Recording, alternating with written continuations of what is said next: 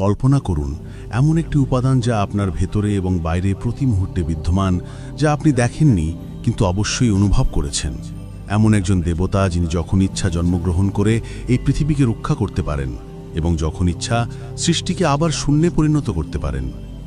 সেই উপাদানের নাম ভগবান বিষ্ণু। কিন্তু আপনি কি সত্যি জানেন বিষ্ণু কে? যারা এই পৃথিবী দেখেছেন তারা বিশ্বাস করেছেন যে ব্রহ্মা মহাবিশ্ব সৃষ্টি করেছেন। কিন্তু আপনি কি কখনো ভেবে দেখেছেন যে ব্রহ্মা নিজেই কোথা থেকে এসেছেন? শাস্ত্রে বলা হয়েছে যে ব্রহ্মা বিষ্ণুর নাভি থেকে নির্গত পদ্ম থেকে জন্মগ্রহণ করেছিলেন, অর্থাৎ ব্রহ্মাও বিষ্ণুর সৃষ্টি। কিন্তু যদি বিষ্ণু সৃষ্টির আগে থেকেই অস্তিত্বে ছিলেন, তাহলে তিনি নিজেই কিভাবে অস্তিত্বে এসেছিলেন? এই রহস্যময় গল্পটি শেষ পর্যন্ত দেখুন, কারণ এই ভিডিওতে আপনি জানতে পারবেন বিষ্ণু কিভাবে জন্মগ্রহণ করেছিলেন, এই মহাবিশ্ব কে সৃষ্টি করেছিলেন এবং এই মহাবিশ্বে বিষ্ণুর ভূমিকা কি।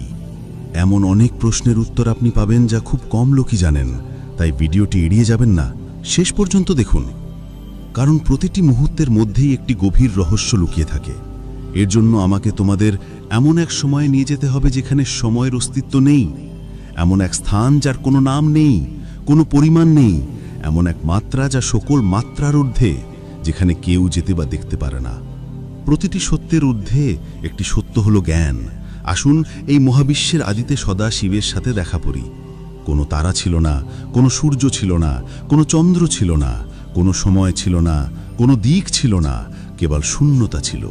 এবং সেই শূন্যতায় ছিলেন সদা শিব। কোনো দেহ নেই, কোনো রূপ নেই, জানা নেই। বিপরীতে ব্রহ্মা, যিনি অব্যক্ত, জন্ম না নিয়ে, মৃত্যু না করে, সৃষ্টি না হয়ে, ধ্বংস না হয়ে, তিনি সর্বদা সেখানে সময় এবং মাত্রার বাইরে, এক এবং বহু। যখন আমাদের সকলের ভিতরে কিছুই ছিল না, তখন তিনি একটি রূপ দিতে চেয়েছিলেন।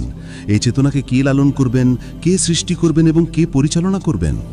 এবং সেই ইচ্ছা নিয়ে তার ছায়া থেকে শ্রী নারায়ণ আবির্ভূত হন, যিনি এখনো পর্যন্ত অদৃশ্য ব্রহ্মচেতনা ছিলেন। সদাশিব তাকে শ্রী হরি হিসেবে প্রতিষ্ঠা করেন।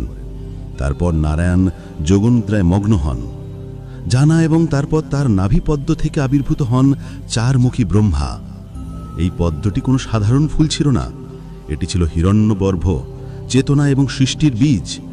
ব্রহ্মার চোখ খুলে গেল এবং তিনি চারপাশে তাকালেন, কিন্তু তিনি তার উৎপত্তি জানতেন না। তিনি জিজ্ঞাসা করলেন, জানেন আমি কে, যিনি আমাকে সৃষ্টি করেছেন? কিন্তু কোনো উত্তর ছিল না। তারপর তিনি হাজার হাজার বছর ধরে ধ্যান করেছিলেন এবং অবশেষে তিনি নারায়ণকে যোগনিদ্রায় মগ্ন থাকতে দেখেন এবং বুঝতে পারেন যে তিনি তার নাভি থেকে জন্মগ্রহণ করেছেন। কিন্তু এটি আরেকটি গূঢ় রহস্য। যখন ব্রহ্মা নারায়ণকে তার উৎপত্তি সম্পর্কে জিজ্ঞাসা করেছিলেন, তখন নারায়ণ বলেছিলেন, আমিও অন্য কারো ইচ্ছায় আবির্ভূত হয়েছি। আমার একটি আদি এবং একটি অন্ত আছে, আর তা হল সদাশিব। তারপর প্রথমবারের মতো ব্রহ্মা শিব উপাদানের উপর ধ্যান করেছিলেন এবং সেই মুহূর্তে শিবলিঙ্গ রূপে আবির্ভূত হন সদাশিব। এই শিবলিঙ্গ ছিলেন আদি নাম, এবং সেখান থেকে ত্রিমূর্তি ব্রহ্মা, যিনি স্রষ্টা, বিষ্ণু পালনকর্তা এবং রুদ্র সমর্থক শিব, যিনি সদাশিবের ছায়া। এখন আসুন শ্রী বিষ্ণুর সত্যে। কল্পনা করুন ক্ষীর সাগর নামক এক অন্তহীন সমুদ্রে এক বিশাল শেষনাগের উপর তিনি শান্ত অবস্থায় শুয়ে আছেন। সমুদ্রের গভীরতার মতো তার রং নীল, চোখ বন্ধ, কিন্তু তিনি সবকিছু দেখছেন। তার পায়ের কাছে লক্ষ্মী এবং নাভে থেকে একটি পদ্ম ফুটে উঠছে, যার মধ্যে ব্রহ্মা বসে আছেন। এই দৃশ্যটি কেবল কল্পনা নয়, এটি বিশ্ব ব্রহ্মাণ্ডের উৎপত্তির প্রতীক। বিষ্ণু যে শেষনাগের উপরে বসে আছেন, তাঁর 1000 শৃঙ্গ থেকে সময়ের প্রবাহ প্রবাহিত হয়।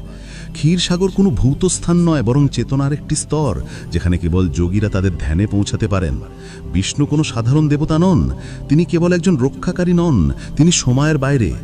বেদ বলে যে সময় নিজেই বিষ্ণুর অধীনে। বৈকুণ্ঠ কেবল একটি শব্দ, একটি বিশ্বাস এবং একটি গোপন জ্ঞান।